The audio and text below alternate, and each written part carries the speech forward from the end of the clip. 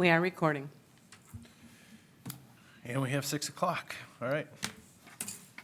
Well, let's get started. This is the Suamico Village Board meeting for Monday, December 15th, 2025. The time is 6 p.m. At this time, I'd like to call this meeting to order. Just a reminder for anyone who coming forward to speak into the microphone, please provide your name and address for the public record if you would. Moving on to item number 3, I would like to offer a motion to make an alteration to the agenda, moving item 11, which is Public Works item, ahead of item 10, which is Planning and Zoning discussion. So, Second. thank you. So I have offered the motion to move item 11 ahead of 10, making 10 the last item. Trustee Romas has approved that with a second to that motion. Any other further discussion or questions on the agenda? All those in favor of approving the agenda with the modification as noted, please signify by saying aye. Aye. And those opposed. That motion is carried this evening, 6-0. Let's stand and say the Pledge of Allegiance. I pledge allegiance to the flag of the United States of America and to the republic for which it stands, one nation, under God, indivisible, with liberty and justice for all. Very good. All right, item number 5 this evening, we have guests from New Water. Nathan Qualls is here with us this evening to provide a presentation. Mr.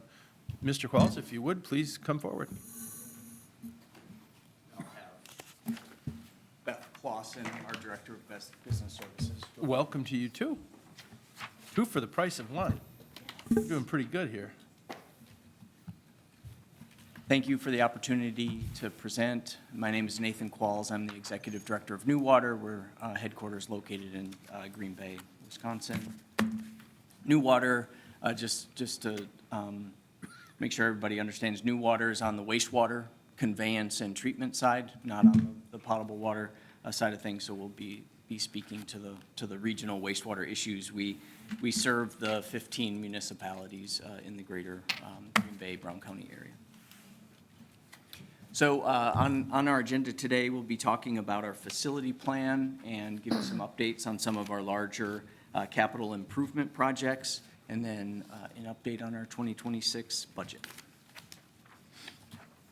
So I've been here the past couple of years, and we've been speaking about our facility plan and kind of moving from the planning side into implementation. And this is largely focused on addressing our aging infrastructure needs on the wastewater side so that we can reliably continue our services. Next slide, please.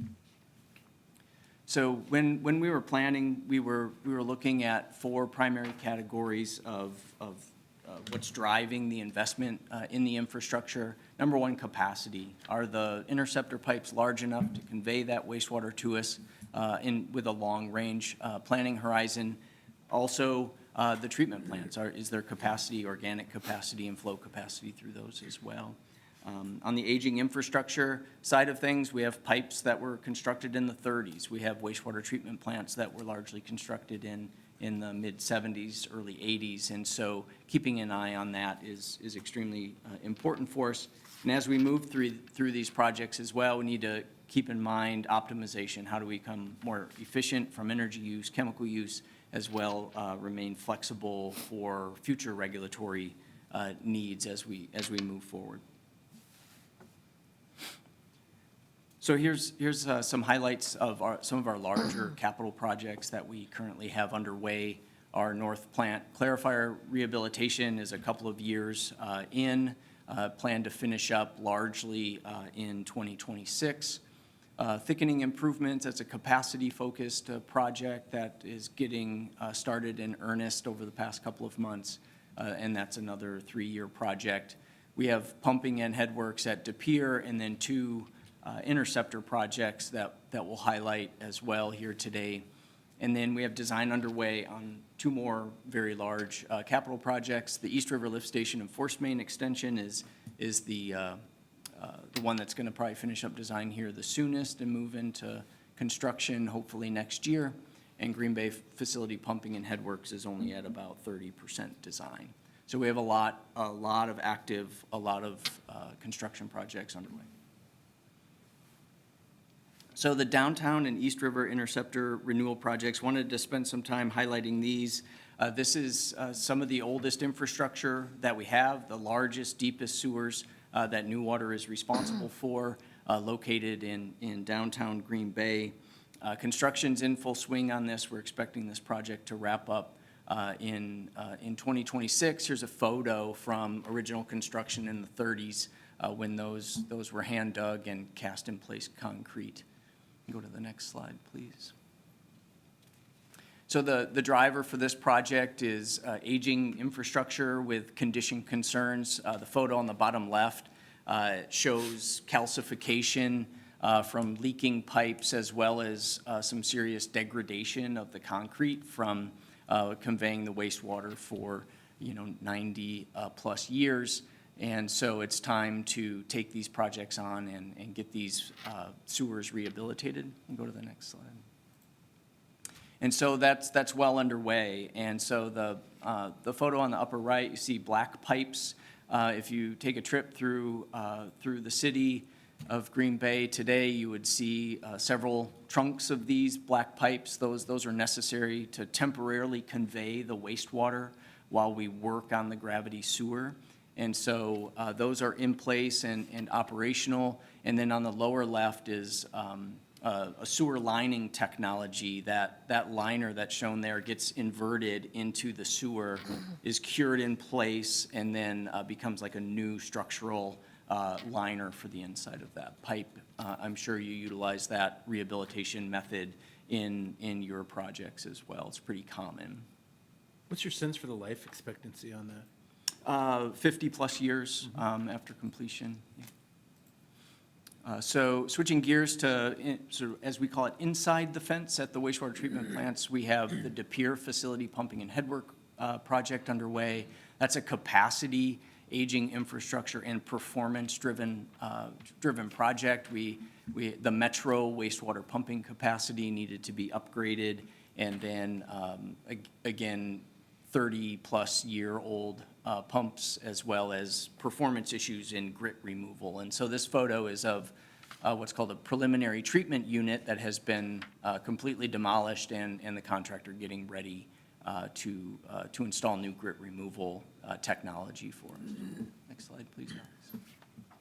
And then I had mentioned the Green Bay Facility Clarifier Rehabilitation Project, largely aging infrastructure. So we have 12 clarifiers at our Green Bay Facility North plant, and those have been basically continuous in service since 1975 in pretty harsh conditions.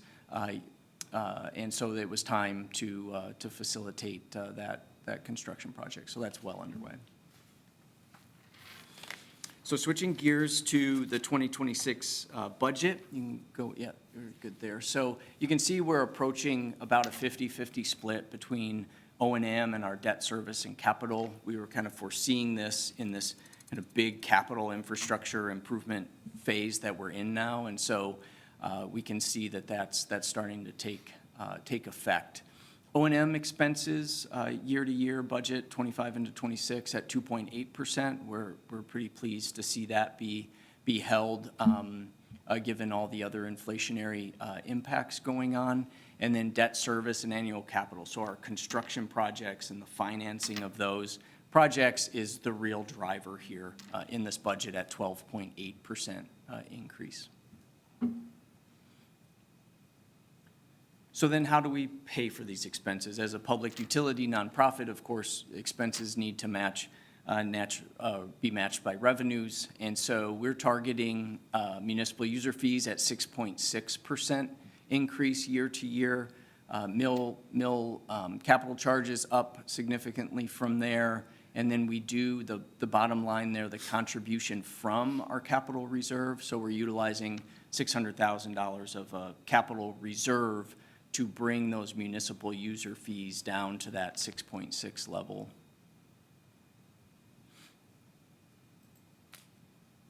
So we're going to see, I got a couple slides on this, but we're going to continue to see some use of our reserves over the next several years. We've been utilizing reserves in that $1.5 million or so kind of range, and that continues into 2026 to help mitigate some of these cost increases.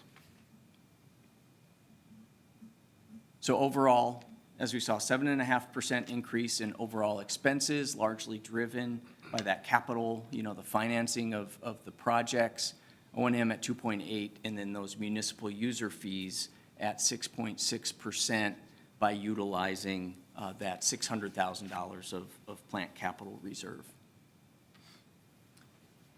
And so we've been utilizing a strategic financial plan to give us a little better foresight into the impacts of the large capital program that we're in now.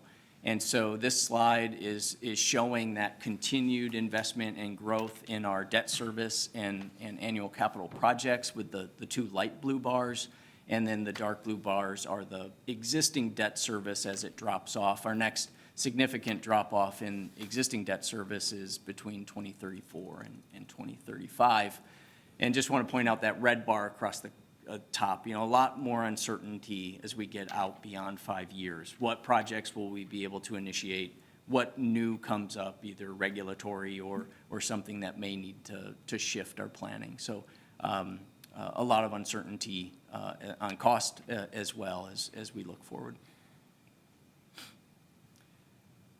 So there's a lot going on the slide. Don't need to go through all of that, but what we wanted to highlight is the red line. So the red line would be what we would be forecasting municipal user fee increases if we did not manage that with our capital reserve. And so we're seeing big numbers. The axis on the right, 18%, one year, but consistently over 10%. And so the utilization of the reserves gets us to that green line, holding to below 7% increases of the municipal user fees. The blue bar is the growth of the capital program, and the green bars is the use of the reserve. So our reserve total being utilized over the next 5 years, as you see forecasted there. So just wanted to highlight, so that's kind of what this financial planning tool has been able to give us some insight over the next couple of years and help us manage those municipal user fees. Can I ask you a quick question? Yeah. When's the projection of when the capital reserve runs out then? So it is about 2035 right now, something like that. So it's pretty far out there. It's there's a lot of uncertainty, after you get out 5 years. So that's kind of the target. 10 years out. Where it's looking right now. So if you were to see, for example, if you were to see a significant, given as time moves out, things get less predictable. Mm-hmm. If you would see a significant increase in expenditures for capital infrastructure, then would you go back to that strategic reserve to try to maintain the 6.6%? So then that would obviously pull in that reserve prior to 2035. How do you replenish that reserve, or do you replenish that reserve?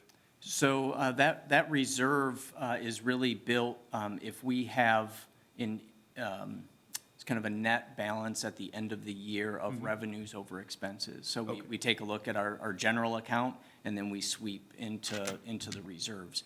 If we get into forecasting way out there, right? If we get into a period of time where it's a bit quieter, increases are less than that, then maybe we start to consider building. Understood. Okay. Next. Thank you. Alex? So this is a bit of a look back. So what have we been doing, right? We finished the facility plan. We're targeting 5.5% to 7% increases over those coming years, and this is where we've been, 2022 through now 2026 with the adopted budget. So we're really targeting that range, trying to stay current with our capital plan, trying to execute these projects because they're important without deferring too much maintenance and rehabilitation of the facilities. Next slide for us, Alex. So increasing wastewater Services is not a new water-only problem. This is not just a Brown County issue, not just a Wisconsin issue, but nationwide. This is the Clean Water, Cost of Clean Water Index. It's published by the National Association of Clean Water Agencies. So the bars are an annual cost of sanitary sewer services, and this is a national average, right? You can see projected 25 and into the future, 26 and into the future of increased costs around the nation. And then the line kind of cutting across that is the Consumer Price Index. It's demonstrating wastewater costs, the cost to provide those on a nationwide scale is outpacing that of the inflation measured by CPI. It is a different basket of goods, right? We are purchasing chemical and power, labor in these construction projects as well, not the costs that go into how CPI is measured.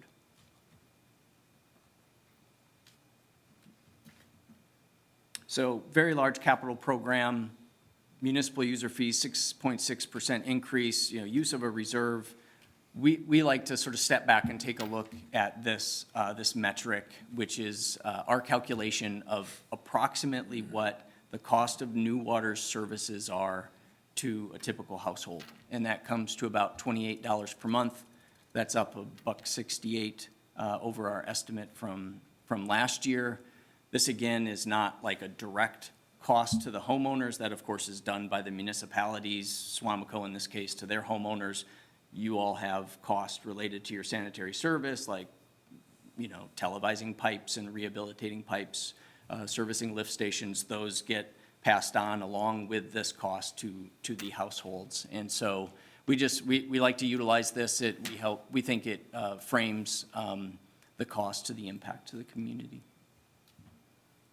And I believe that is, that's the last slide, so I'd be happy to take any questions. $28 a month is a pretty good deal. And that's coming from somebody who has his own sewer and his own septic system and has to maintenance. That's $336 a year at $28 a month. Yeah, we tend to be maybe half to 3/4 of the cost to the homeowner, right? So the amount that then the municipalities add to that can be double to, maybe 25% more, something like that. So that, we feel it's an appropriate amount, not always affordable by everybody in our community, but balances meeting those infrastructure needs and our reliability, which is crucial, of course, to the community. Do you feel that, with the number of capital projects, managing wastewater is an extremely expensive prospect. There's a lot of infrastructure. Do you feel that you're getting ahead of addressing the infrastructure that needs replacement? I mean, it's a lot of these projects, you mentioned 1972 on the clarifiers, going back to the 30s in downtown Green Bay, and I suspect that there's probably even older infrastructure in need of replacement as well. Do you feel like you're getting ahead of that and this is a kind of a catch-up, or? Catch-up's probably the right word. You can assume 25 to 30 years for some of these rotating equipment pieces of assets, those kinds of things, and a lot of them have been in service day in, day out since the 70s, and so for a lot of those assets, time has come. But then on structures, and we're able to reuse those basins and clarifier tanks and those kinds of things, so there's plenty of life left in it. But this is certainly a capital-intensive time, like for us, like this is a lot, but we think it's necessary to catch up. So what about, what I heard you say is that you're grabbing some of those reserves, and eventually those reserves are gonna kind of run out, and then there's this big event. Has there been discussions around maybe just slowly ticking the rates up so that you are building reserves versus 10 years from today, we have almost a capital call? So, I mean, what's the? Yeah, we're trying to find the right balance, right? So if we were not utilizing those reserves, that we're not going to be able to target 5.5 to 7% Right. municipal user fee. We targeted that, we communicated with our municipalities. What can the community afford, right? Yes, those events that come out of the blue, maybe they catch us off guard, that would disrupt that planning for certain. So we're trying to strike a balance, not make those user fees too fast, too much now, when there is still some uncertainty about what the future holds. I'm just curious, the year-over-year increases, if we could just go to that national challenge slide. Thank you, Alex. Year-over-year, since 2005, I'm seeing increases of like $10 to $20 year-over-year. And then from 2025 to 2029, and that, we're seeing 50 year-over-year. I understand the challenges we've got in Green Bay. We've got old infrastructure. I understand this is not something that's, you mentioned, it's, other people are facing these same challenges.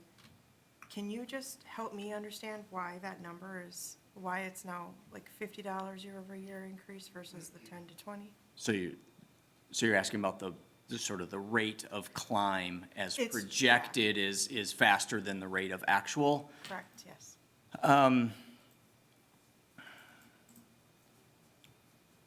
I would be guessing. This is nationwide average, so it is hard to say. So my guess may be folks are projecting a larger need than what they've been able to afford and increase in the past. But, a lot of deferred maintenance that has kept that dark blue line sort of managed, and then knowing that more infrastructure is needing to be invested in, so that the infrastructure continues to age, and that's my guess as to what's being demonstrated there, but there's lots of variables across the nation. Okay, thank you. Nathan, with that 6.6% increase in user fees, how much of that, though, is attributed to growth? I mean, there has to be some part of that equation that it's not really a 6.6%, say, tax rate increase. Are Yes, you able to parse yeah. that out? Yeah, that's right. So we start our budgeting process by projecting flows and loads, how much pollutants we expect to get from our communities. We're seeing a bit of kind of a flat volume, but BOD increases. It's one of our wastewater parameters. So we don't necessarily just factor in, a very specific rate of growth for the communities. We kind of look at the last couple of years and then, ask some questions. Is there anything that's changing? Is there anything that you're expecting? We tend to see about 3/4 to 1.25% population increase across the county, county-wide. Yes, there's some hot spots that are growing quite faster. But yes, there will be more users in the system to help pay for those increased costs. But it's not growing at like a 6.6%. It's not matching exactly. Right. I hope that Yep. answered your question. Thanks.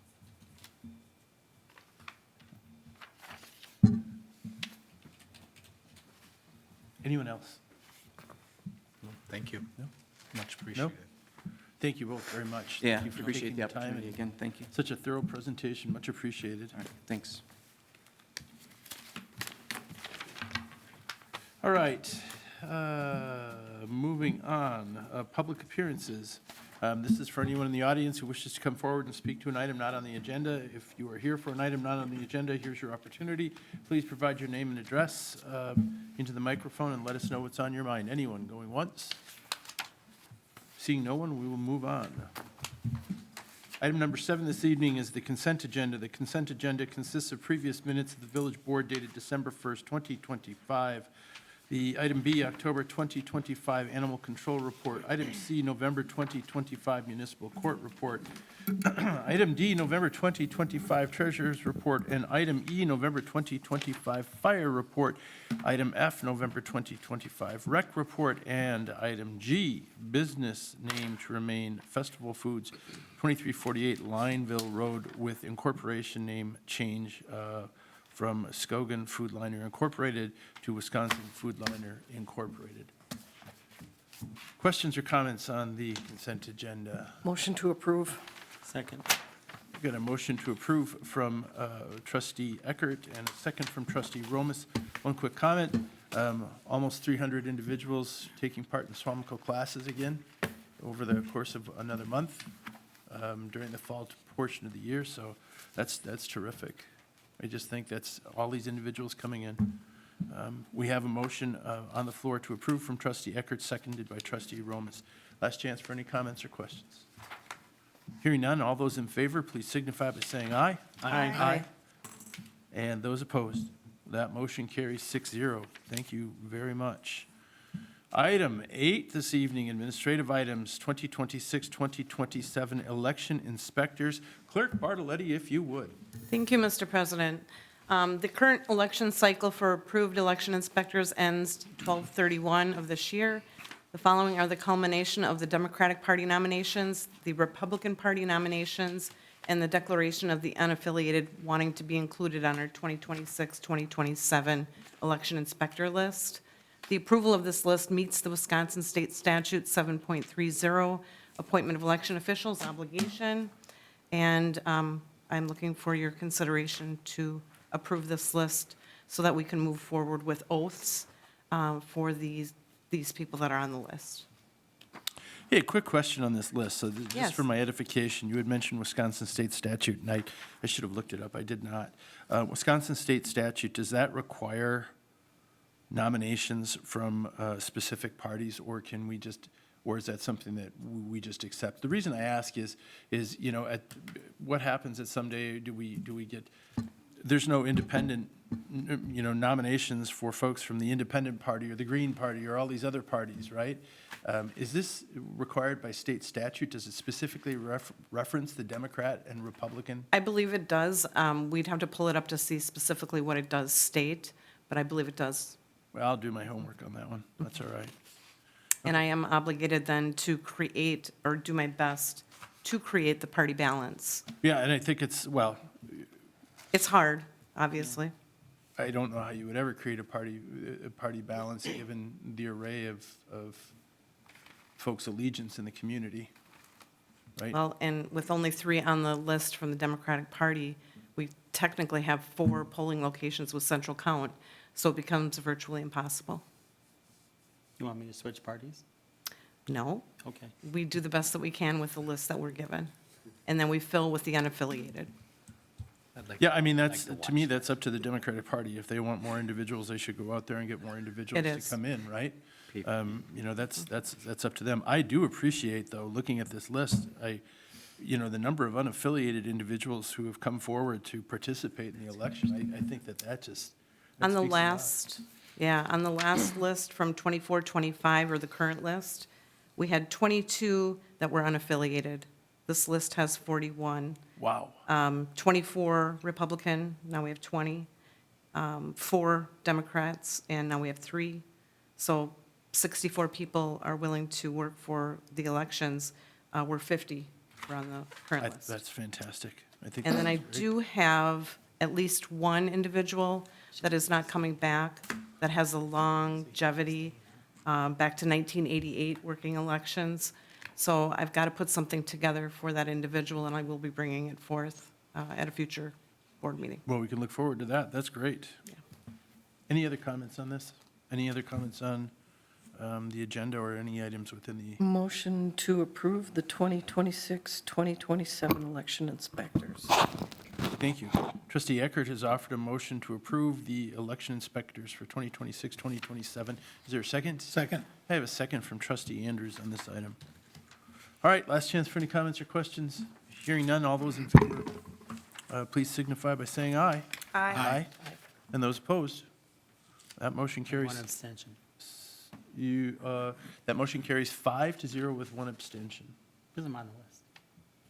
That's all right. Trustee Romas has abstained from a vote due to his name being on the list. All right, very good. Moving on, we are off to item number 9, Fire Department items, Resolution 25025, supporting the interoperable grant funding and committing to the 20% matching funds. Chief Bertler. Thank you, and I apologize for being late, I was on a call. No. previously, So, you may remember this process from last year. We applied for the same grant last year, it was not in our region. We didn't think we were going to get it, but we applied anyways, and were successfully awarded it. This year, the grant is high priority for our region, so the state said we can reapply again.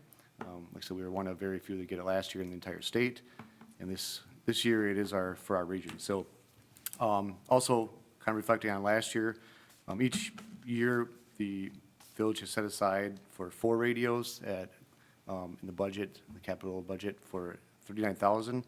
We decided last year to kind of go for a little bit more, so we went for 5, just kind of with that grant being there. So this year again, we'd like to purchase 5 radios, applying for this grant. The only thing that we don't know is the pricing. Last year, we did get some discounted pricing from Baycom. They run it throughout the years, not sure when they'll run it though. So before you is kind of the proposals after the memo of, I think, 45,000, I think there is like 55,000. So anything unknown would be the exact match that we would have to match for the grant. But like I said, we do set aside $39,000, and we received that check about a month or so ago. So we are good to apply for this grant as well. Just need, part of that grant process though, is a resolution needed for your support to match the 10%. No strings? Nope, I mean, there was a bunch of paperwork that we had to fill out. Other than that, just between the finance director, Katie, myself, just reporting a few things. Other than that, no. Radios. We don't want to purchase all of them at once, just because technology does change, so. And they're expensive. And they are expensive. It's not your grandpa's wireless. We hope to reapply every year, so. Nobody understands the reference anyway. Okay, Just need a resolution to support it. Like the 2 things What- comes with this, right? that, Oh, just need a, Chief. I'd be the happy to resolution, offer yes. that motion. any other further questions for Chief Bertler on this item? Otherwise, trustee Romas would like to offer a motion. I'd like to make a motion that we approve number 25025, a resolution in support of the interoperable grant funding and committing to the 20% match. So Second. actually approving resolution number. Trustee Romas has offered a motion for the approval of Resolution 25025, supporting the interoperable grant funding and committing to the 20% matching funds. That has been seconded by trustee McKeefery. Last chance for any questions or discussion. Could we have a roll call, please? Absolutely. Trustee Andrews. Aye. Trustee Eckert. Aye. Trustee McKeefery. Aye. Trustee Romas. Aye. Trustee Stevens. Aye. President Van Rossum. Aye. Motion carries 6-0. Excellent. Thank you. Thank you. Thank you. All right, as per earlier discussion, moving item 11, Public Works items ahead of item 10. Item 11A this evening is Resolution 25026, adopting the 2024 Water and Sewer Utility Budgets. Director Demeny. All right, thank you. You taking it? Yeah. Okay, so as part of tonight's packet, there was the water budget, the 2026 to 2030 projection for water, water capital projects, water impact fee statement, the 26 sewer budget, the projection for sewers capital projects, comparison of rates, and then the proposed updated fee schedule was all part of the packet. So we'll just kind of go through a summary of each utility and what was included. For the water utility, for 26, there is no projected rate increase included in this at this point. However, we have included an increase for 2027. It's an early estimate, and it'll change based on where actual costs come in with the bid for the well and the water tower, as well as any other operating expense increases. So again, what's shown in the projection is just an estimate and can change once we do the rate case. For the operating revenue for 26, the decrease was less than 1% in comparison to 25's budget. The decrease was mainly the industrial usage, trying to estimate a decrease from Saputo with their closure of operations. For operations and maintenance expense, decrease was also less than 1% in comparison to 25's budget. So really not a lot of change shown in the 26 budget. A lot will come after construction of the well and the water tower between 26 and 27, or end of 26 and into 27. So the change in net position overall was about 7,000. Projected operating cash is about 875,000. That doesn't include, so as part of the budget, there's cash flow statements. Part of that shows debt received and then spent on part of that project. So I removed those two pieces to get a more accurate look of where the cash sits. And then the water impact fee balance is estimated at the end of 25 to be about 25,000. Going into this year, though, we had anticipated using most of that 600,000 balance that was there at the end of 24 for the planning and early project expenses for the water tower and the well. Any questions on that part of water? We'll move to sewer. For the sewer utility, we are proposing a sewer volume rate increase of 3%, going from $10.56 in 25 to $10.88 per 1,000 gallons in 26. And also a fixed rate increase of 6% for the new water, the Green Bay Met rate, going from $17.42 to $18.47. The total operating revenues minimally increases about 0.5% compared to 25's budget.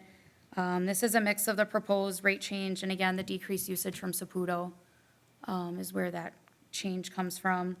The operations and maintenance expense increases about 2% in comparison to 25. Again, most of this coming from new water. New water is about half of the operating expenses for sewer. And then they just, talked about the difference between the volume and the capital part, so that's all built in there. The projected change in net position for 26 is a decrease of about $126,000. And this does includes the depreciation, payment in lieu of tax, contributed amounts such as the impact fee or connection fee revenue. The projected operating cash, that is about 2.2 million.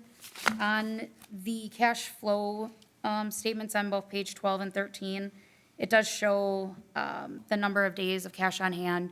And so while sewer does have a loss for the year, the cash is still maintaining fairly well in what we would expect in our target spot.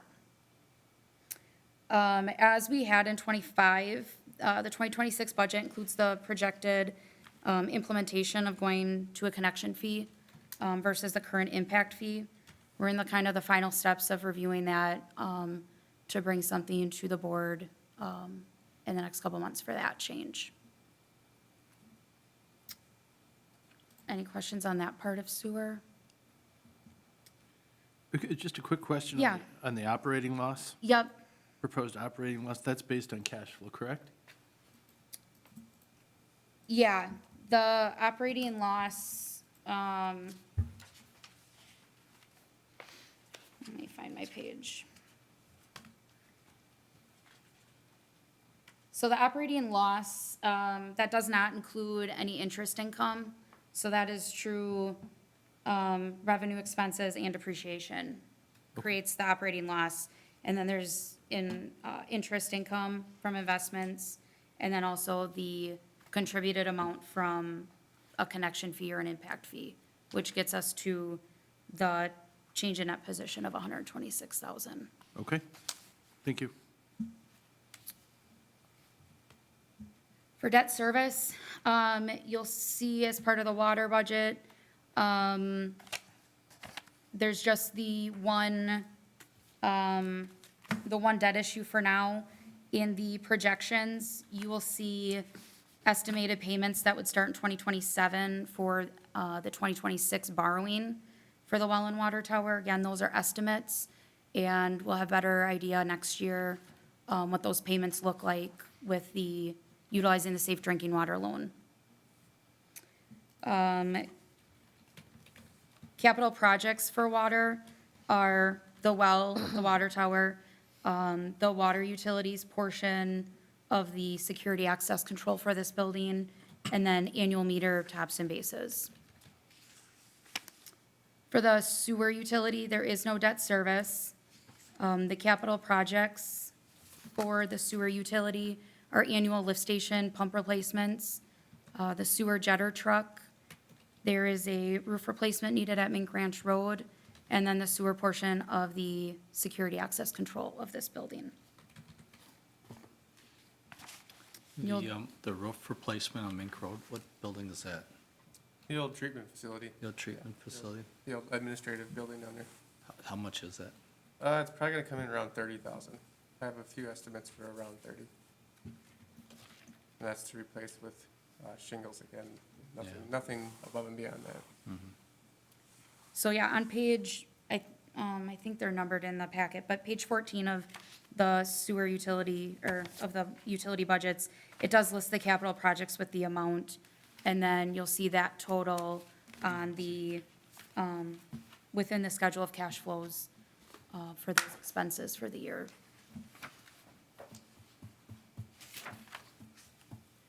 You still have income from rental on the Mink Ranch place, right? Yep. Yeah.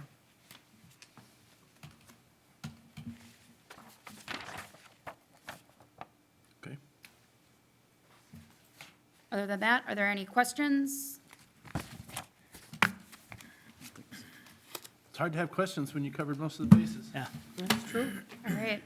Well, then we would be looking for a motion to approve or not approve the adoption of resolutions 25026 and 25027, which are the 2026 water and sewer utility budgets, and then the fee adjustments effective January 1 of 2026. So let's take these as single motions. Let's take a motion. First of all, looking for a motion to approve or deny Resolution 25026, adopting the 2024 water and sewer utility budgets. I'll offer that motion. Is there a second? Second. I have a second from trustee Andrews down on the end. Any other further questions on that? Let's do a roll call on that one then. And then, just for clarification, that is the 2026 water and sewer utility budget. Adopting, sorry, it says the I- 2024 water. Yep, on the agenda. Yep, 2026. Thank you. The resolution is correct. Yes.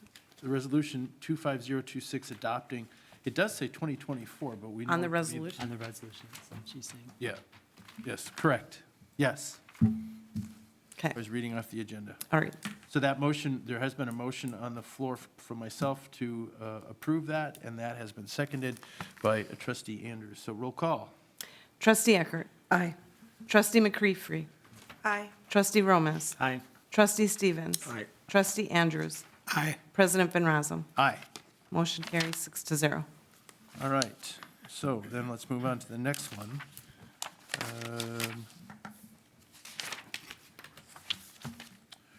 Resolution 25027, setting fees, so that says for 2025, but we know that to be 2026. Correct. Resolution 25027, setting fees for the 2026 village services permits and property use. Is there a motion on this one to approve or deny? I'll offer a motion to approve. Is there a second? Second. I have a second from trustee Andrews to approve resolution 25027 as stated. Any further questions or discussion on this item? Hearing none, let's do a roll call.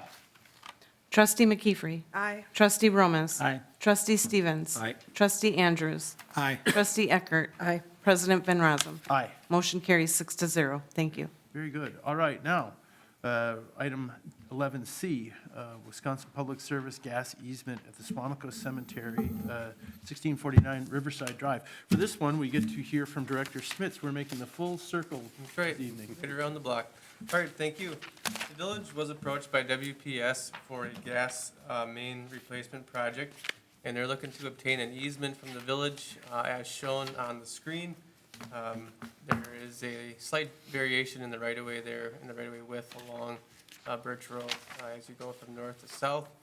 So again, this is at the cemetery property over at 1649 Riverside Drive. They are looking to replace a gas main that parallels the roadway. We would offer them a 12-foot easement to place their gas main in. Shouldn't be in any conflict here with the cemetery as we go forward. You know, we wouldn't want to put any plots that close to the roadway anyway, so I think with what they're proposing and where they're looking to go, we would feel comfortable signing that easement. Pretty straightforward. Any questions for Director Smits on this? I'll offer a motion Okay. to approve signing the easement to allow WPS to replace a gas main in an easement located on the village's property at 1649 Riverside Drive. Trustee Romas has offered a motion of approval for the gas main easement at the Suamico Cemetery, 1649 Riverside Drive. Is there a second? I'll second it. I have a second down on the end from Trustee Stevens. It was close. It was It's close. fine. It was close. All right. Any further questions or discussion on this one? Nope. Let's do a roll call in, please. Trustee Romas. Aye. Trustee Stevens. Aye. Trustee Andrews. Aye. Trustee Eckert. Aye. Trustee McKeefery. Aye. President Van Rossum. Aye. Motion carries 6-0. Thank you. All right, terrific. Now we are on to, back to item number 10 this evening. Item number 10 is Planning and Zoning Commission items, review of previous comprehensive plans, specifically looking at housing. So we are looking at a discussion here on the housing section. I believe that's page 101 in our comprehensive plan. There were objectives on there, a series of objectives that we were going to discuss, and just in general on housing. Objectives were on page 102, and there were also 111, correct? Is that where we left off? Were we going to look at items on 111? Yeah. Summary of recommendations? Looks correct. Perfect. Well, let's begin. So we've kind of developed a process for this, and probably like the rest of you, I was up all night in anticipation of this. So let's start down on the end with, if we could, with Trustee Andrews leading us off on the first item.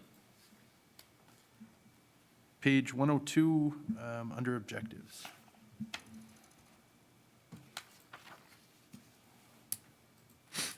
Promote reinvestment in the existing housing stock in order to maintain property values in strong neighborhoods. Well, definitely we need to do that. You know, I support that pretty strongly, and, you know, we'll do the right things, or try to do the right things, and to maintain those values and bring up that housing stock where we can. Does somebody have a good sense on what this means? Promote reinvestment in the existing housing stock. To me, that That's what I was sounds. going to say. Right, what's reinvesting? So let me give you some things that other communities are doing Yeah, that would hit on this and was probably thought of back in 2014, 2015 when they were going through this. There are some communities out there that provide for, say, a loan program of a very low interest rate or no interest rate, and you can spend up to, say, $15,000 on improvements to the exterior of your home, whether that's new siding or roofing, and you would take out a loan essentially through the village and then pay it back. And it's this revolving loan fund. You see that more in cities. I don't see that a whole lot in, villages and towns, but that's, when I read that, I was thinking of that kind of program. I'm not sure in what way you could do it differently, but that is an option out there. The village has never done anything like that I'm aware of. And I would say no, because we're not a bank. But Well, that's not how I took that. That's what, that's, right. That is not how Well, I and that's how I brought, that's how I Because why brought it. would you? Yeah, And that's why I mentioned it, because like you, I was reading this and thinking, you know, reinvest in our existing housing stock, meaning the village Yeah, needs to be housing behind our stock. neighborhoods.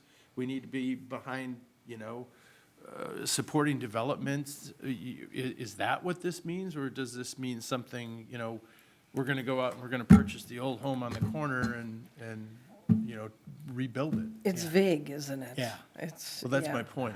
yeah. Does that make sense to everyone? Yeah. Or maybe I'm, We just have to agree on what it means, because. Yeah, what it means. If it means that we're doing loan programs and reinvesting in existing property to increase the value of the community, I guess I would be opting to say that there's probably other ways that we can invest. And so I don't understand what it means, because it doesn't say how you're gonna do it. So it's just feels like a Or statement. maybe you're just being a cheerleader. Go, yeah.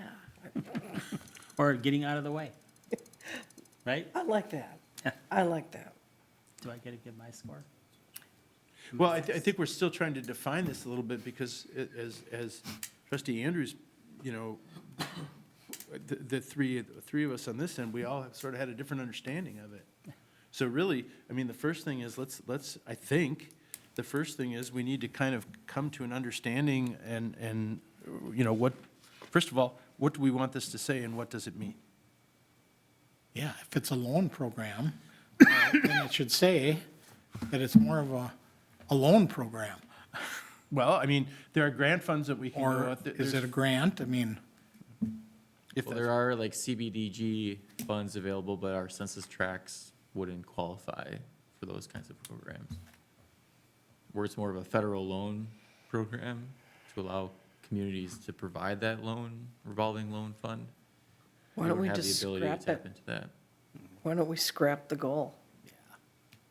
Steve, do you recall any conversation about that one? I do not. It's just part of the boilerplate that came through. It's pretty clear. would we Promote even reinvestment. qualify for some of the federal? That's what I'm saying, we would not. We would Our not. Census tracts, So no, would not. then Yeah. I think it should be scrapped then. You know, just take this piece out. Agreed. 0 and 0. That's what I gave it. How many would agree with trustee Andrus? I would agree with. Well, I might just offer one. I agree with trustee Andrews, that as it exists, it needs to be scrapped.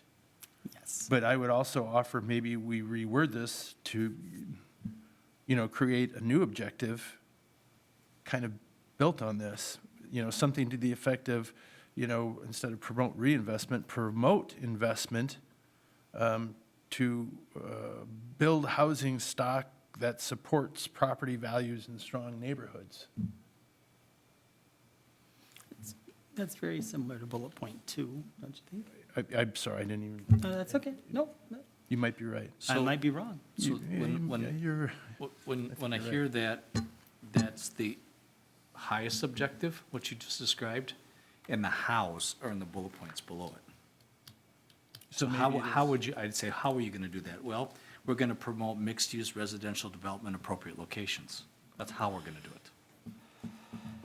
So I guess if you're saying we wanna have, you know, overarching, which makes sense, then there's the hows.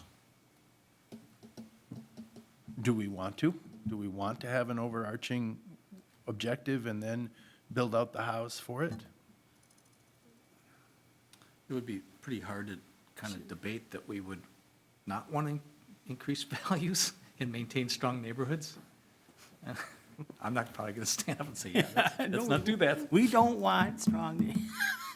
So, yeah, I mean, I think it's okay to put in there, as long as we're describing the hows. Okay. It sounds, to trustee Romas's part, it sounds like I was being redundant by throwing that in there, and it sounds like the consensus of the board is to get rid of that first item, and then we'll focus on the balance. Yeah, That's what I'm let's hearing. do that. I would support that. Okay. Goodbye. Boilerplate. Is there any Set public comments from spaces. staff? Administrator Dunks? No? No. All right, so we're going to strike number 1. Do we have a medic around? Check his pulse. What happened? Don't use that. No, he's breathing over there. All right. Go ahead, trustee Eckert. Promote an adequate supply and mix of housing types for individuals of different life stages, physical abilities, and income levels while maintaining the village's rural and residential character. The word adequate, I guess, makes it okay for every opinion. I don't know. I mean, you can keep that, but what's adequate for me is probably different for you. Adequate's ambiguous, that's for sure. Maybe it's better that way. I don't know. So would you be for keeping it? Well, you got to have something. I don't know.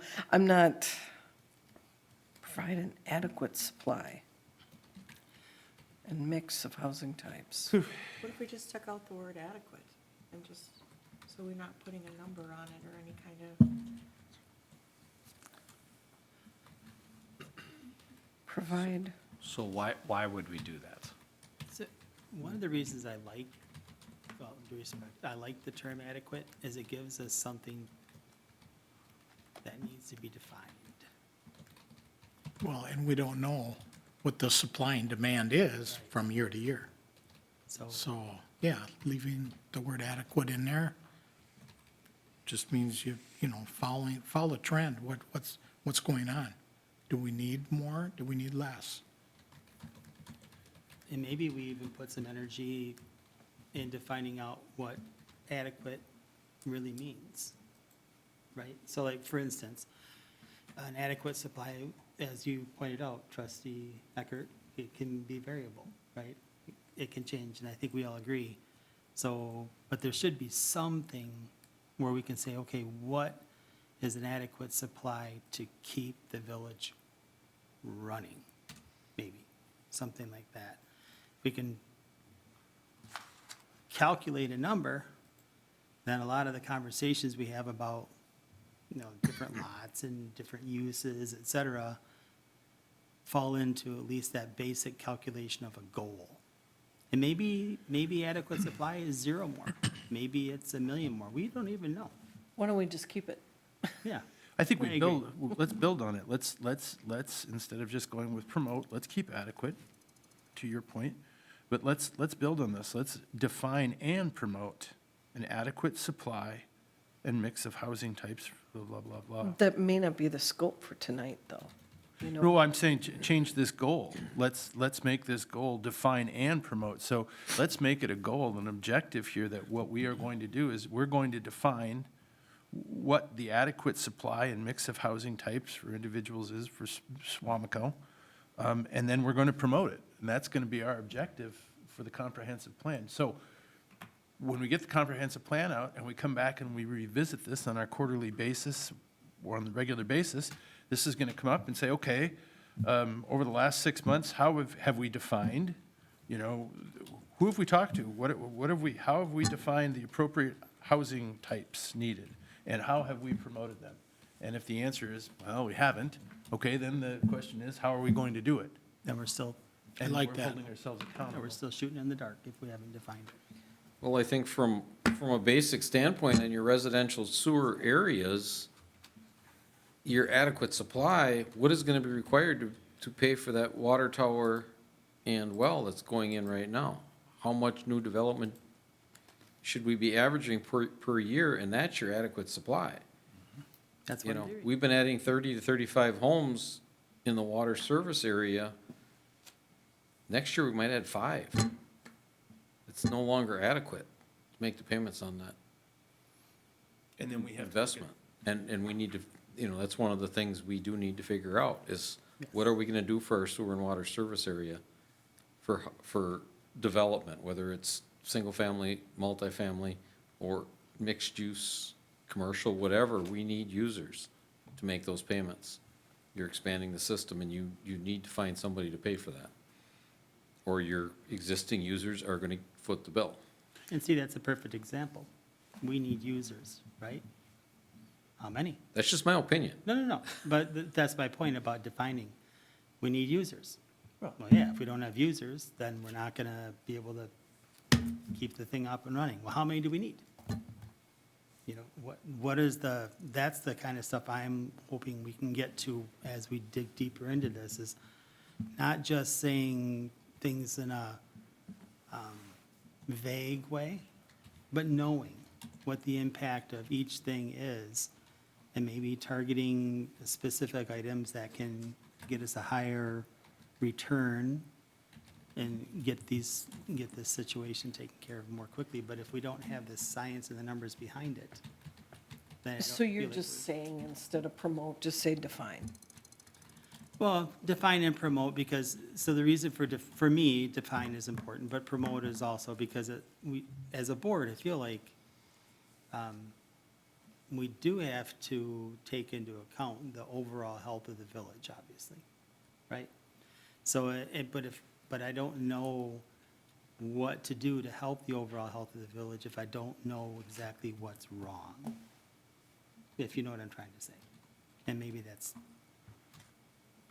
two-word salady, but if I know I need 10 houses a year, and I know we only have 2 opportunities, then I know I need to do something. If it turns out we only need 2 houses a year and we've got 4 available, then everything is kind of taking care of itself. There has to be the 2, the benchmark. So the next 3 bullet points after that answer how much, right? So we made some discussion, we had discussions around the aging population, the void that exists in our community, income levels, what we could add that to that one, because we heard about that. And then Steve just talked about leveraging an investment that we're making. And we know that there's movement around, a need around mixed-use development and retail. That is a trend that's in our neighboring communities that has success. So it feels like the next 3 have a lot of impact on defining how big, how fast, how many. But the word that's missing for me is define, promote, and invest. And so we can define what it is and we can promote it. Now we're marketing, but we have no skin in the game. And so the question, that's the big question, right, is how will we create an attractive environment for others to come in, because we're not going to foot the whole bill. So I suspect there is a discussion around what investments do we have to make as a village to make that happen. Because to Steve's point, we haven't made that investment yet, and we had 35 homes, right? Is that the number? We need 35, but That's what we're averaging. You're right, so We're way down this year. So and be we can lower define next. what invest looks like, and it might be $1, or it might be something more than that, but I get concerned that we set an objective that just says define and promote. Yep, that's a starting point. But how are we investing? Don't know yet, Because I don't know that I agree with that. Okay, that's fair, Yeah. that's fair. I don't have an answer tonight, but I am proposing that, we get to make that decision as to whether or not we want to invest or not. and what that investment is. Is it Yeah. an investment in village resources? Is it Could be, Not necessarily money, then? correct. So you could promote it with an investment. We're investing in a water tower and a well. Well, the last bullet point identifies, utilize nonprofit, volunteer, and government programs Yep. to diversify and maintain the village's housing stock. I mean, you could look at that as we're investing, right? village staff time? Right, and then encouraging. Because there's an expense to that, right? I like the define, promote, and invest. I think, again, these objectives are objectives that we're going to look at on a periodic basis, quarterly, semi-annually, at least semi-annually, if not quarterly. And we're going to hold ourselves as representatives of the village. I hope we're going to do this. This would be my inclination, holding ourselves accountable as village board members to the community, to each other, and to the objectives, what are we doing? Have we defined, have we promoted, have we invested? And if again, if the answer is no, okay, then what are we going to do? Okay, with the term invest being also equivalent to time, like that does make sense. So are you proposing that we take those 5 bullet points that fall underneath the second bullet point and just slide those over as subs to that second bullet point? I think that the second to the bottom one might be different, right? So there's the thought of, Yeah. that yes, in the sense that it's conservation by design. But if we just, what do we use, planned development districts? That's a thing, right? Is that, okay. That's not in here, is it? In this list, at least I don't see it. So I'm wondering why we don't take more of the bull by the horns on this one. And, because every time I go to like planning and zoning, which apologize, I missed Monday, but every time I go to planning and There was zoning. nobody there. Oh, okay. That, I didn't miss anything. It was canceled. So when I go there, I think about, it's like, we hear the area near Chambers. We hear that all the time. I mean, at least for the last several months, right? Well, why, if there's a target area in Suamico that might fit a certain need, like an idea of something, why don't we do something special for that particular area? As a board, right? We all come to an agreement, like, whatever that special thing is. I'm not saying invest money to help a developer or anything like that. You're saying, well, maybe in this area of Suamico, this would be a good area for, say, I'll just throw out housing for seniors. Or the one we were talked last time about, the area near the fire station. Maybe that's a good place for a special zoning area. No? That's okay, I mean, we don't always have to agree. Right? But I'm just saying, if we isolate those, then maybe the rest of Suamico is sort of left alone. Maybe the aging place needs to go by the fire station, because they're there a lot. Yeah, the EMT's right there too, yeah. That's the sort of Oh, thinking, well, I'm Well, just no, that's saying, the they sort go to of- a lot of calls. but that's the Makes sort of sense. thinking I'm Walking talking distance to about, right? rescue. Where we think about Run this across from the a- street. I mean, what, you want to put it in the remote west side of the village? That would be, that's costing everybody money. But that's exactly the conversation that I think is good, right? So, It's not yeah, harsh, why it's wouldn't true. we, but why wouldn't we put a place for the aging population close to the services that they're most likely? Or would too close create its own problems? Those are the questions we need to ask, right? That's what I'll just. You're talking about a specific development type. So if Yeah. you're talking about an aging community, where folks within an aging community want to live, there are specific places. They're not going to want to live on the far west side of the village. They want to live where there are services and there's close proximity and it's easy travel and they can walk. And it's not because they're an aging community. They have different needs, just like folks have different needs who live. May I counter?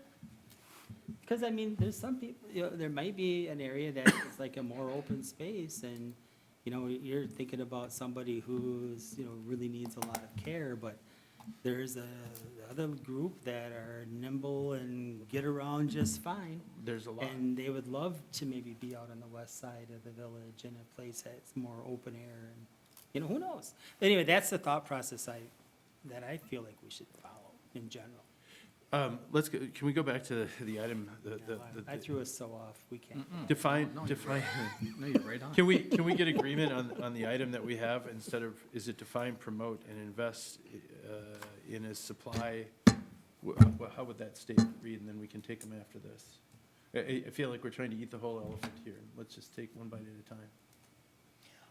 I agree. Define it and tie in the water tower and the well to it. Yeah. Define an adequate supply for the up-and-coming infrastructure. Well, we are talking We're gonna about get that in that two- fourth two- bullet yeah. point. 2 more bullet points, we're going to get that. The as long as it stays. Oh, yeah. So can we change that second line item to define, promote, and invest in a supply and mix of housing types, individuals, different life stages, et cetera, et cetera? Can we change that to include those? Andrews, sorry. I'm for it. Trustee Andrews says he's for it. Everyone else? Yep. Everyone? I'm agree- in okay. agreement? Skeptical about the invest, but Well, okay. that's too, we'll have to define that we'll have to define that when it comes to the opportunities. All right, so can we make that change? Perfect. What do you have there, Michelle? I have define, promote, and invest. And then the regular statement Yeah, of nothing else changed. yeah. So no water tower or well in there? No, that's coming. Not yet. Okay. No, I think you're trying to nail this down way too tight. I Okay. think this is a comprehensive plan with a broad overview of the goals and objectives of this community, not zeroed in on Okay. specific items. or Because when, Specific exact land uses. I mean, yes, we want to focus on more dense around Chambers Hill Tavern. I mean, that's going to be the recommendation. And mixed uses, whether that's commercial, multifamily with residential or what it is some of that's going to be left up to the eyes of the developing community and what they want to see in there. They're going to know what is going to work best for the investment and whatnot, but we have to make the areas available for the different types of uses we would like to see here. all right, the next one we have is encourage the development of residential facilities that help care for an aging population. Yes, I think that's an important goal. I think it's far, far too broad. I think that, we could go back to what we had, promote, encourage, and invest in the development of residential facilities that help care for an aging population, something like that, right? I mean, and the reason being, the reason I offer that, and the reason why I think this should stay in is because it's very focused, you're talking about an aging population, but do you know how large the aging population is going to be by the year 2030? Yeah. 40%. 40%. So you're talking about a demographic that's going to have a huge amount of economic power. And it's going to be a voting population and going to be making decisions on how the village is run and taxation and services, et cetera, et cetera. We need to get ahead of that. And to get ahead of that, I think, again, we need to make ourselves accountable and have some vision forward to, serve that aging population now and start making plans. If Saputo cheese becomes available or that property becomes available, given its location, is that something, is there an opportunity there? I don't know. I'm just throwing that out as an example. I like how it is. I think, kind of back to what Steve said, because it doesn't have to be that specific at this point. Okay. Because an aging, for the aging population, that can vary. And it might be developer-driven too. So, And it is, actually in the previous is there redundancy even here? Right, so in the previous paragraph, the one that we kind of all agreed to, it says, housing types for individuals of different life stages, physical abilities, and income levels. Right. Well, isn't that next bullet point really just saying the same thing? There's a lot of overlapping in a lot of these bullet points. So if we lined out this one, a residential facility would be something that would appeal for the aging population, would fall into that overall directive. So when we get into the details of this, the next one, I suspect it would be comfortable for everybody to say, we want to top prioritize the investments to take advantage of the capital investment we're about to make. I would think most of us might get behind that. Because we're making a multi-million-dollar investment, we'd probably want people to get on the sewer district. yeah. So I would think we'd want to be very direct. That is a high priority for our development. The second question would be, is where does the priorities of addressing the aging population housing needs fit? encourage it means, yeah, let's do that, or are we going to purposely find ways to address that? Example would be, we would promote maybe a developer to come in and build these complexes. I think you got to let things happen. You can't pick and choose developers. No, I'm not choosing any developers yet, I'm Some just, things you just got to let happen. okay. So would that apply for the third one too? We should just let the development happen and hope that we get people to jump on the sewer district and water district? Or do we want to purposely make that happen? I think from my perspective, I think we've taken, what's the right word? We've taken a passive role. I think, to this point, we've had a passive role in this. We've put our shingle out there and said, here we are, Suamico, we've got land, come here and build. And that passive role has got us not very far. It's not getting there. Now, we're gonna be in a situation where we're putting up a significant amount of infrastructure at a significant amount of expense that will weigh heavily on, existing taxpayers unless, and I'm not comfortable taking a passive role, expending that amount of money on the infrastructure and then just hoping that people come here. I think we need to take an active, I think we need to be active in these things. And I think, again, I'm going to go back to what I said twice already, and I'll try not to say it again after this. We need to get verbiage in here that's going to make us accountable, that's going to hold our feet to the fire on this so that we are actually doing something and not passively waiting for somebody to come in the door, because they ain't going to come.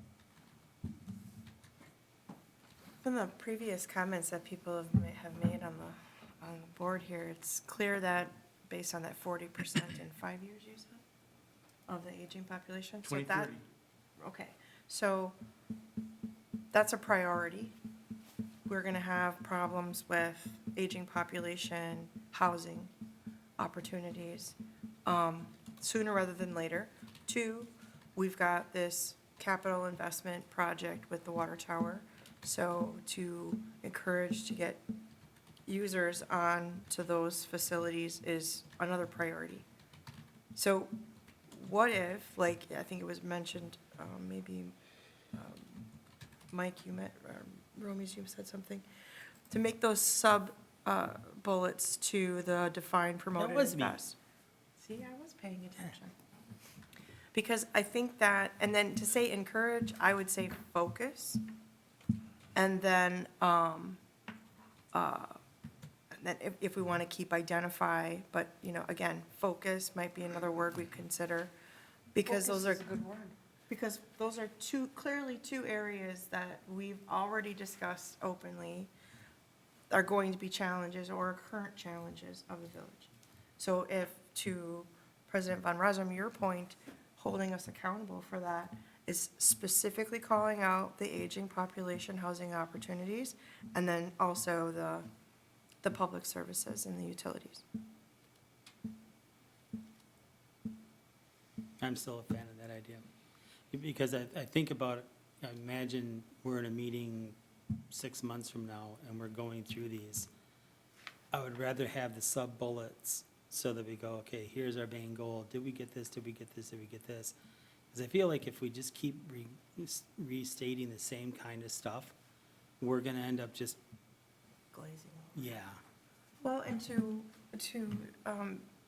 Trustee Stevens' point, how? He keeps saying how we're going to Yeah, do that's that. gotta be part So of it. wouldn't those sub-bullets be Their house. the definition of how we were planning to accomplish this goal? Yeah, and I think that how can evolve, For sure. right? As we learn more, we get more information, we have more data. We should be able to look at things and evaluate whether we can make a difference in a proper way. The bullet point after that too, the whole mixed use development, that's a how.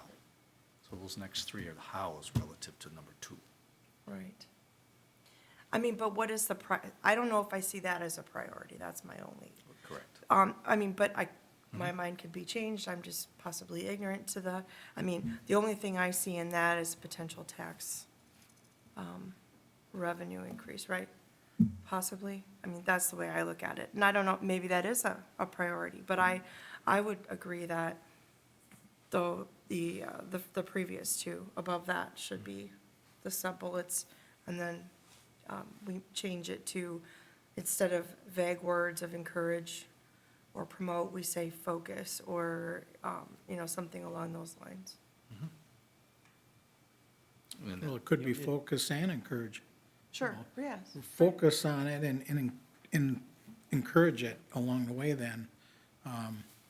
Even though some of these talk about it in different bullet points, I think it's good that we leave a lot of this in here yet, because it definitely helps a developer to really, if he reads this, he sees it, he might miss it in one bullet point, but he sees it in the next one. And so, One thing, I'm not sure if we left this item entirely, but I find I have issues with this residential facilities. Residential facilities, the use of that term, residential facilities, is not an appropriate use of that. It's not an appropriate term when referring to the aging population. Because if you go to your mom and dad or anybody and you say, hey, yeah, Trustee Eckert and I have had conversations about this before.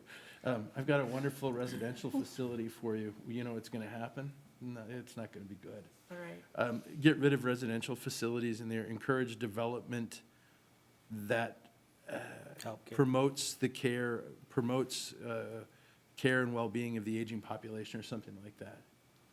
But residential facilities has got to go. People see residential facilities and you're going to put me in an old folks home. What if we just say opportunities? Something along those lines. Yeah, yeah. Can you work that into that for me? So focus development of residential opportunities that help care for an aging population. Let's go with that for right Sounds now. good. We'll have to suss it out a little bit, make it more poetic at a later date.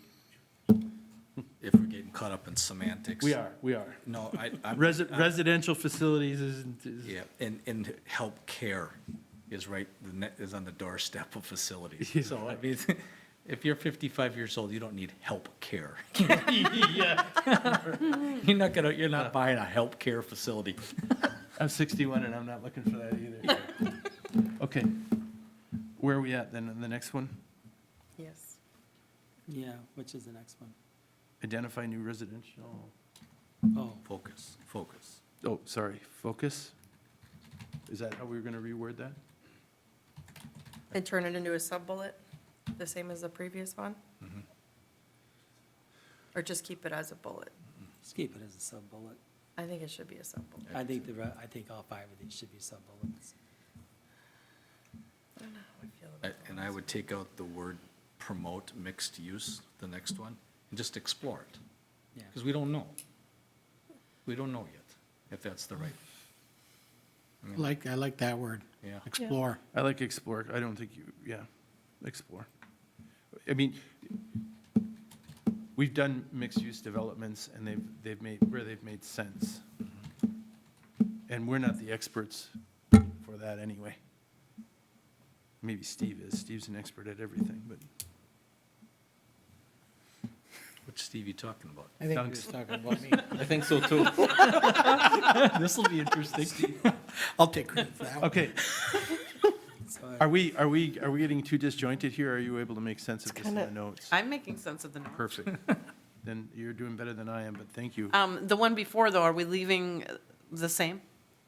Which is the identify new residential areas in proximity to existing development to take advantage of the efficiencies I associated? think we're going to take identify out and make that focus. Focus. Okay. we're gonna need to have the definitions page. Got it. Do I get the next one? Yes. Sweet. Explore the development of conservation by design residential subdivisions in the more rural parts of the village. I would just get rid of in the more rural. I would change encourage to explore. Get rid of in the more rural parts. And, yeah, I think I like that. So you were just going to end, so get rid of more rural parts and just say the village. Explore Residential the sub- development in the of village. conservation by design residential subdivisions. Well, I guess we're not gonna do it outside the village, are we? So, yeah.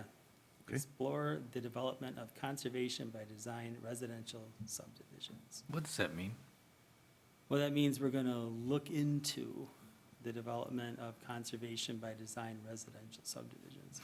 And I think you just need to be Conservation more, design. Do you mean what is conservation by design? So as I mean? What does that understand mean? it, let me take a shot at this. Yeah, Let's please see, do. let me see if I get this right. I'm bracing myself. Okay, so it's essentially a subdivision that's built together as one entity by a developer or group or whatever. I think it's a developer.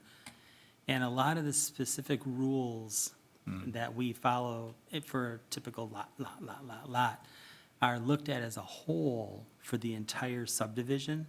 And we might have maybe some different frontages, or we may have different setbacks or whatever. But we look at it as a set-aside entity where, yes, it does stand differently than the rest of the village, but we agree that this is something that would be a benefit to the village. So Hunter's Run would be a good example then. No, we followed all the rules there. yeah. But Sure. whispering, I think whispering straight, is that, how close was I? You're, You were very close. for conservation by design per your ordinance, you take a 40-acre parcel and you look at standard development, and you can get 25 lots in there, taking out, you know, the areas with the wetlands or whatever. You get 25 lots. In a conservation by design, you're allowed 25 lots, but you can condense that into a smaller area, less road frontage, less roads, and then you take the excess space and it becomes a conservancy. So you're compacting everything in one corner of that 40 to make the cost of developing it less for the developer, but your yield per acre remains the same. Once you want to drop below that yield, then you end up with the planned development overlay. But that's the concept of conservation by design. The village board and the planning commission, whether it's because residents didn't want it in their backyards or whatnot, has not been accepting of conservation by design.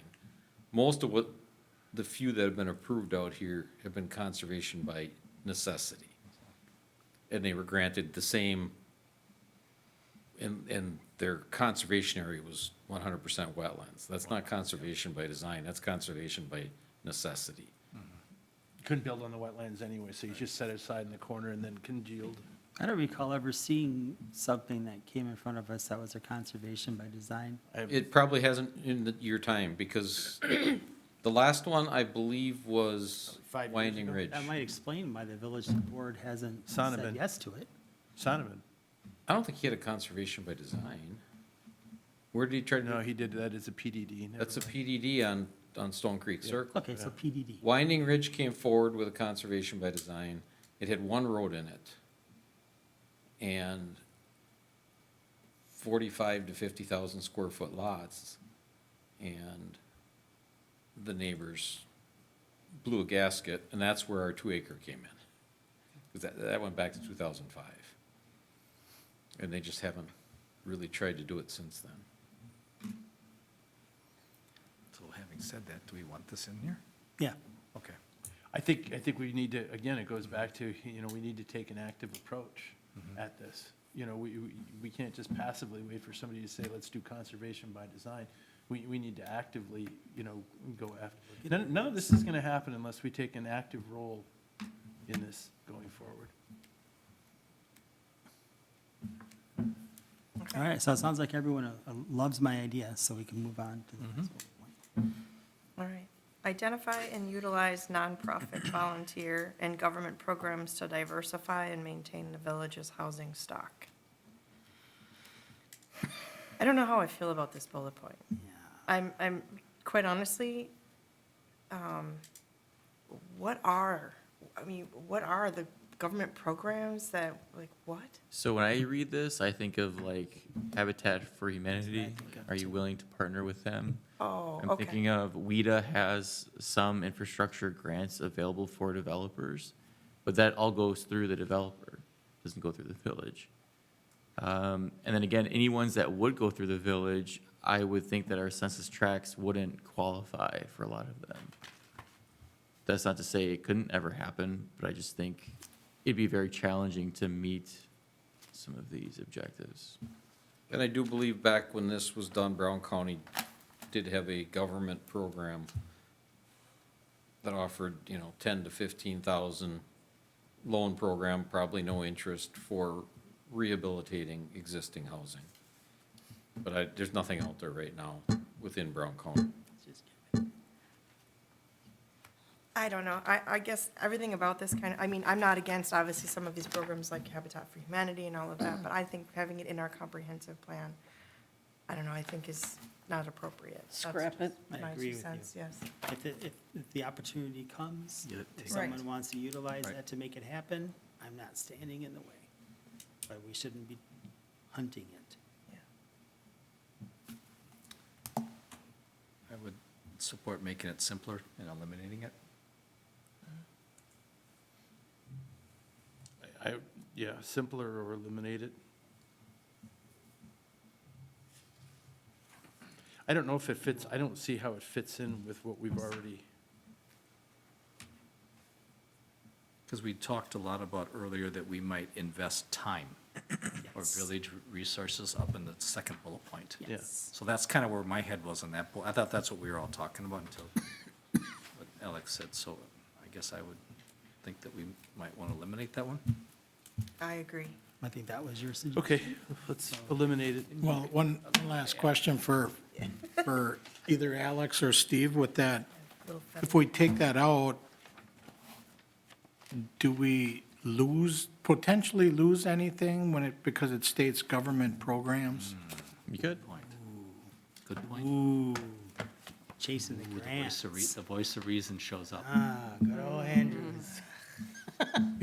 Potentially, there could be some grant program that may just be because Because our they need an aging facility. We already discussed that. We weren't using that word. This is aging, not residential facility.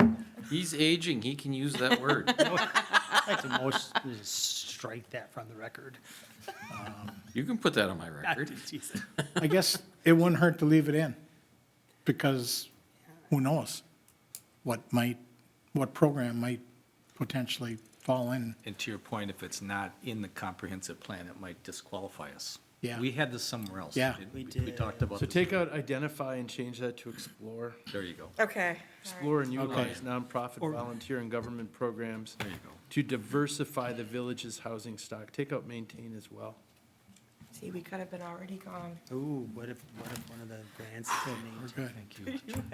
Well, because we're not in the business of fixing up old What's houses. diversify mean? Housing stock, like split level So not all here, just single family. two-story there. Not Oh, all just single okay. family, right? brick. Which the Wood, state legislature vinyl. might decide for us, right, Steve? In terms of diversification of housing stock.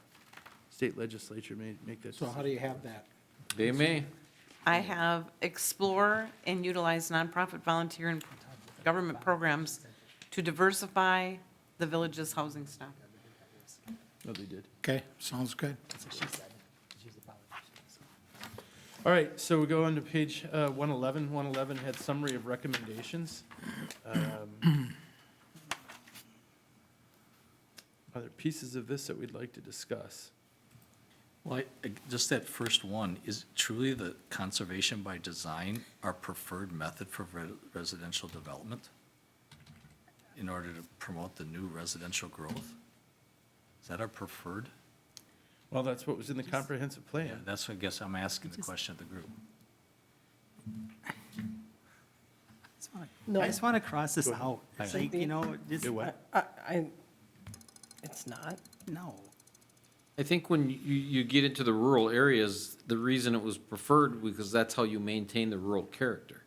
What you have going out on Anston Road right now is not what I would see as rural character. By clustering the homes, you leave you would have left that forested area maybe go, and it becomes a conservancy, whether it's wetlands or, upland forest or what it is, but you're still able, again, what is the definition of rural character? Is that a backyard full of junk and a farm building falling down, or? No. No, not in Go Suamico, ahead, hit me with another one. you know? Is it people saying, keep me off of water and sewer? What is everybody's thought on what rural character really is? I would look at it as keeping the open areas open.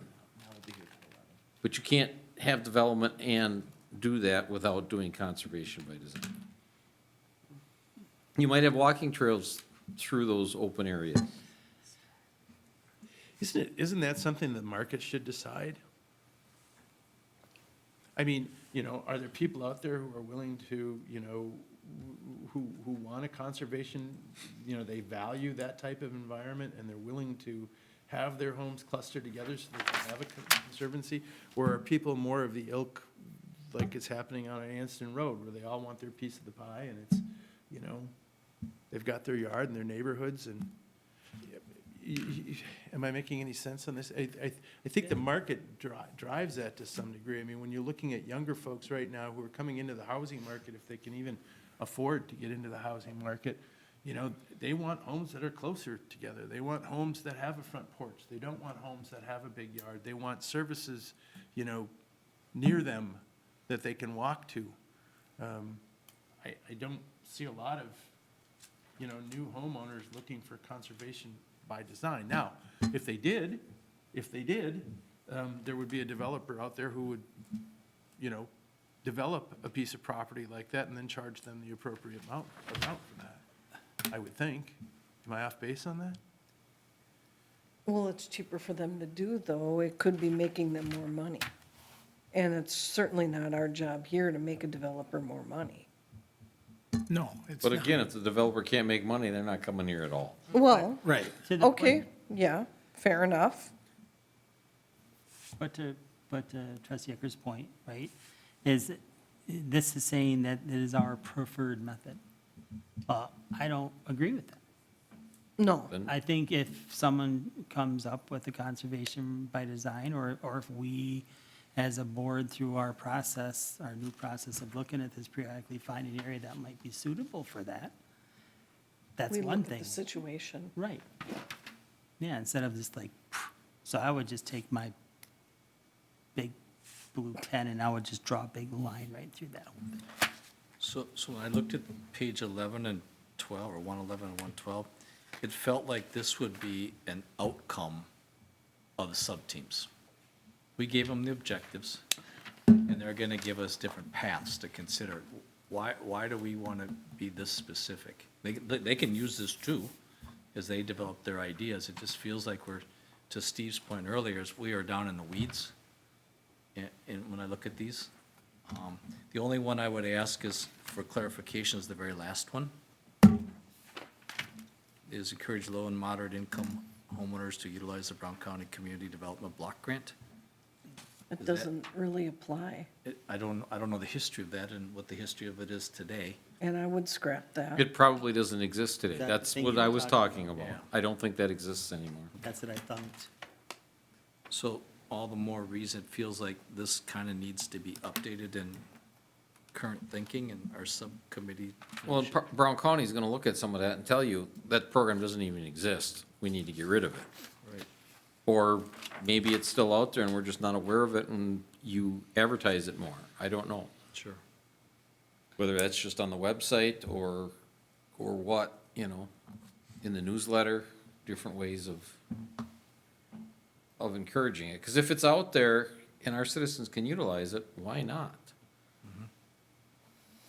But if nobody knows it exists, Okay, I have $1 million question for you guys. for, Pay me $1 million first. You ready?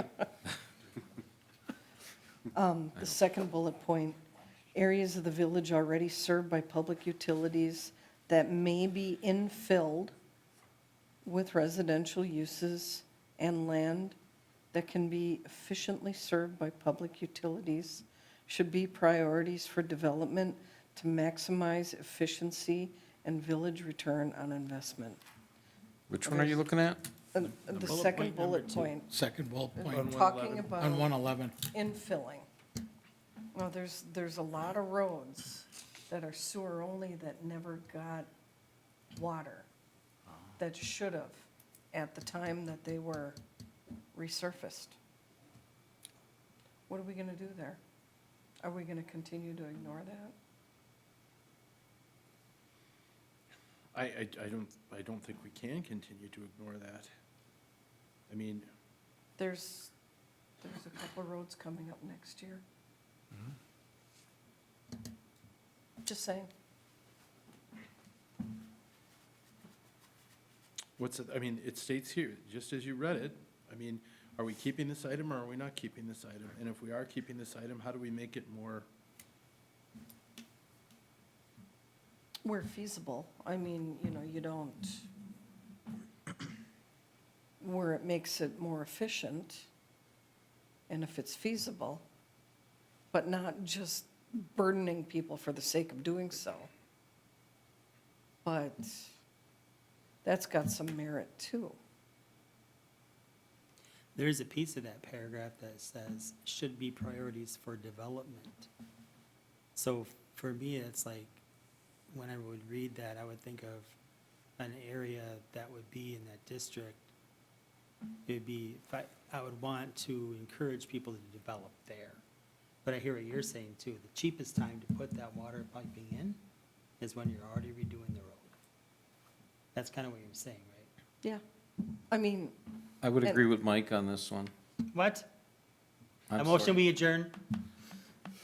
Just kidding. what did he say? This is again? for vacant land, this is more intended for the vacant Oh, lands okay, okay. surrounded by already developed areas. Okay, That make it more efficient, because all the services are there. okay, And it makes it more efficient for everybody to develop those areas first before, let's say Sunny Hill came up on the market and you're running, 2,400 feet yeah. to serve a brand-new sewer and water subdivision. That's not efficient. But how do you, if they did come on the market, how do you Say no? ensure that that still becomes water and sewer someday? That's a tough balance, That's the real trick, Yes. because we haven't been doing that. And that's what's hurting that's One of the- precisely what's hurting the water utility. That's certainly one of them. So?